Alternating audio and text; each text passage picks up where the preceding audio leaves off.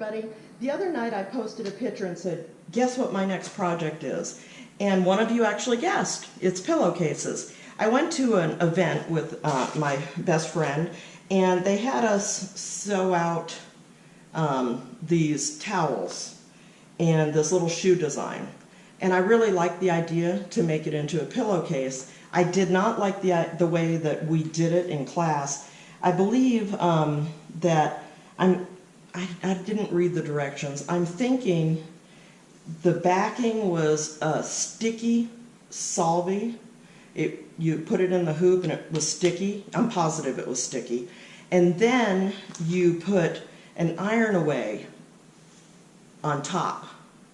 And both extremely expensive. I went with my friend Penny to look at replacing or buying the iron away, because she made a whole bunch of these for friends that she had, and I think it was a 20-yard roll. It was $101. No, thank you. So I was like, well, I want to make these pillowcases, and this is what I made, and I think it's very cute. I did not use the sticky iron away solvy, whatever it was. I did not use that. I'll show you what I did. But I really love these blanks. My dealer had them. They're from All About Blanks. These were $6 at the dealer, but I knew it would be perfect because I knew I had this fabric. This fabric is called Be Jolly by Moda, and it was made for Deb Strain, or Deb Strain, S-T-R-A-I-N, Deb Strain, and it's Be Jolly. And I thought, you know what, if you can't find this pillow, I have some ideas, great ideas. $6 at the dealer, $6 at the dealer, and this, I can't remember if they're $2.50 or what, All About Blanks. And I buy them by the dozen. Then these were on clearance. So these will be used, I'm thinking Easter, because back in 2000 and something, when my niece had her babies, I made travel pillows for them. Now, the expense of sending the pillow with the pillowcase is over. Now I just send a pillowcase. So everything I do is always in duplicates. If I don't put their names on it, I change colors, I do something.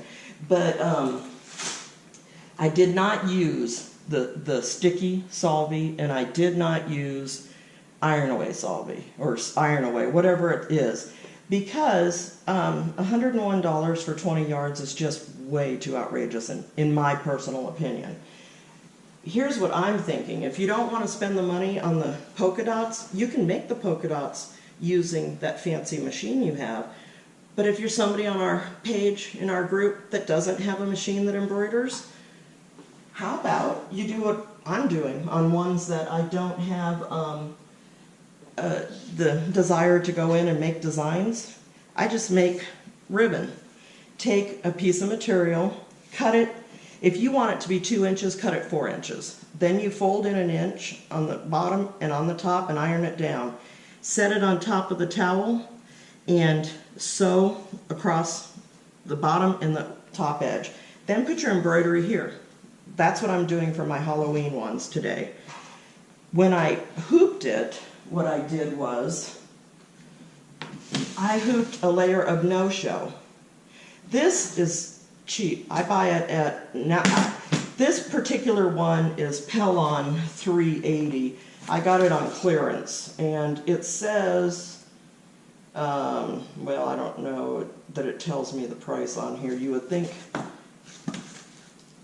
I'm thinking, yeah, it doesn't tell me. I think this was from Walmart, and they had that really low special price, but I probably didn't pay more than 20 bucks for these 20 yards. So very inexpensive, but I do buy all of my no-show now. I buy it at All Stitch, because even with the 70% off coupon that they had a couple months ago at Joann's, it was still 3 cents cheaper a yard to go through All Stitch. I buy the 15-inch wide by 100 to 200 yards. The 15-inch by 100 yard is $72. That means it's 72 cents a yard. That is so cheap. And the 15 inches, when you use it, it's on a roll, and this is 14 inches, so perfect, right? Okay. I hooped the no-show.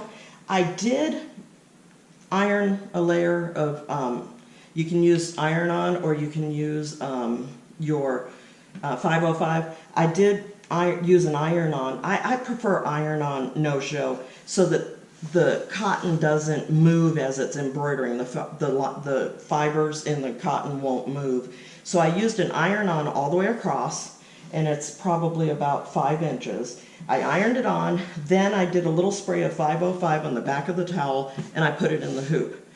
Before I did that, I folded it in half and I knew where my center was. That's all I used. And I think this turned out very nice. I don't have to wash all this stuff away. After I do my embroidery, I can just, what I do is, I take it out of the hoop. Where did I put that? I take it out of the hoop, I lay it here on my table, and I have this left to cut away.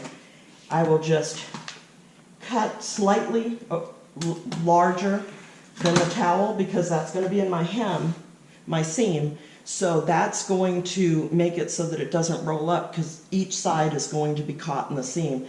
Then I will fold the towel back on itself, and I will cut the solvy or the no-show, and be careful not to cut your towel. I will cut that away. So there you go.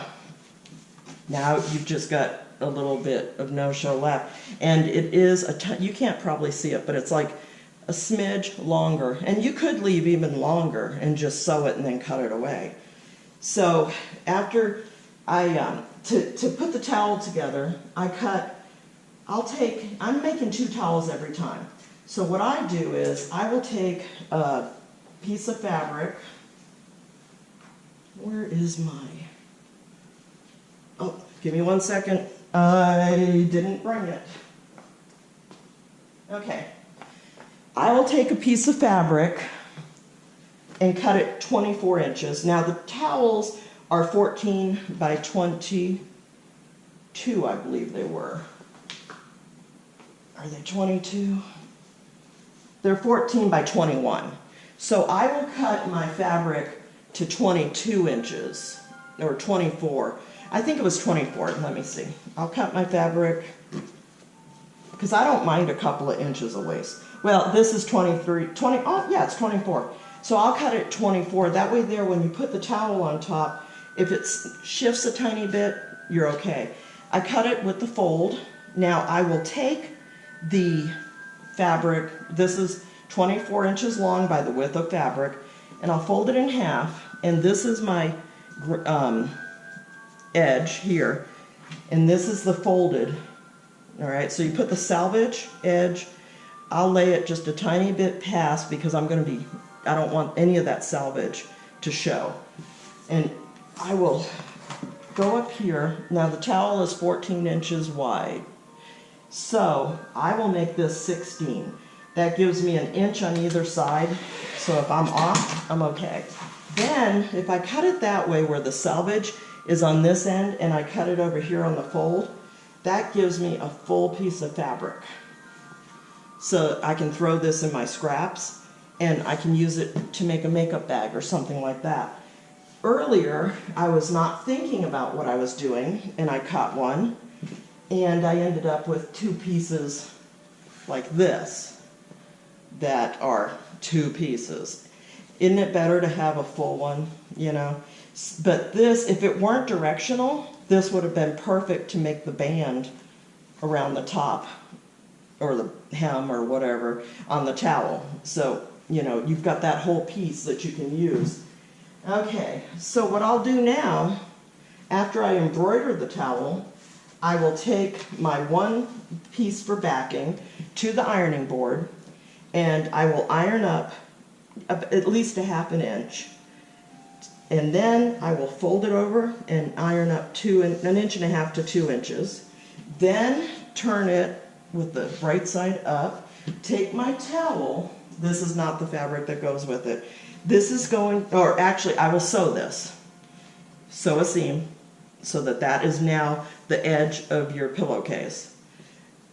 There, I will take that and I will lay this right side down, and I will line up down here at the bottom. I will line this up. Now, trust me, these bow a little, they're not going to be perfect. If you're a perfectionist, this may not be the project for you. But I'll lay it in on there, I'll pin it a little bit, and then I sew from here across and down, and then you'll have a pillowcase.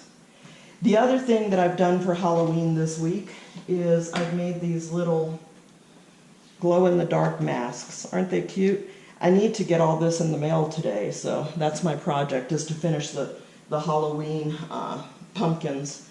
And these I'm doing will be for the I Love You to the Moon and Back. Here's the pillowcase that I did with the green.